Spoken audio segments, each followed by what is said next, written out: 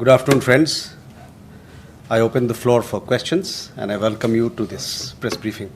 This is Yeshi Seli from Business India. I have two questions. One is on the uncertainty and instability in Bangladesh. There was talk of Professor Yunus submitting his resignation, then he had an all-party meeting. Is that a point of concern? And secondly, you had mentioned in the last briefing that there is no update yet on whether PM Modi will go for the G7. But with the new Prime Minister, is there likelihood of restoration of diplomatic ties? What is the situation between India and Canada right now?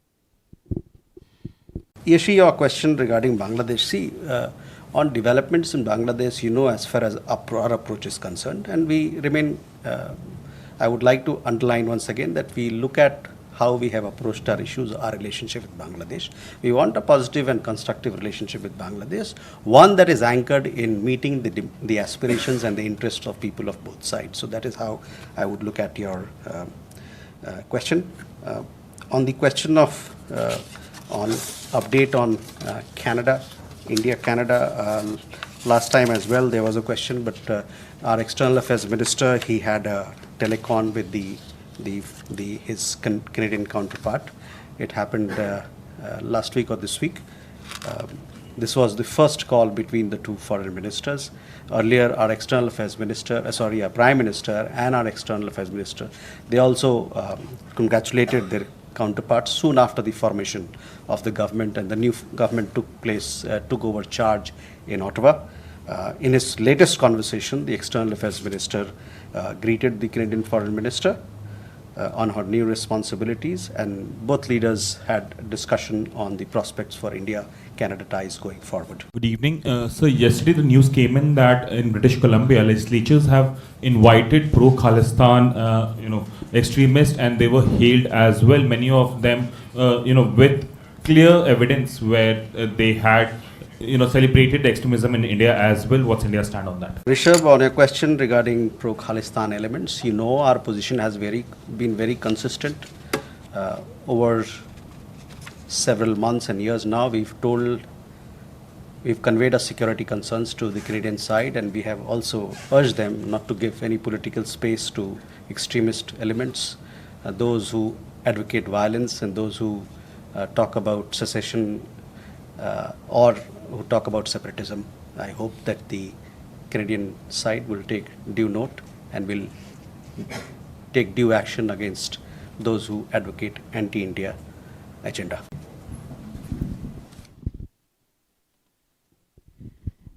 In a U.S. Court of International Trade, the U.S. Commerce Secretary Howard Lutnick has submitted a statement in which he has claimed once again that the US not only mediated to avert what they call a nuclear conflict between India and Pakistan, but that trade was used as a leverage. You've probably seen the document, and I know that you have already from this very stage made your statement already on the US having no role. My question is, now that the US is saying this on the record under oath, because it's a statement that could invite perjury if it's not true, how is India going to get over this? I would bring your attention to the fact that on the day that this was submitted, May 23rd, Commerce Minister Piyush Goyal was discussing the bilateral trade agreement there. The Foreign Secretary is in Washington. He has been meeting his counterparts. Has he raised this continuous American claim that has been denied on the record by India? Suhasini, on your question, see, I have already answered our position on this particular issue. I was answering one of the previous questions. Now, I have stated my position, and when I state my position, I do it as spokesperson of the Ministry of External Affairs of the Government of India with flags on both sides. That has an implication. It means a lot.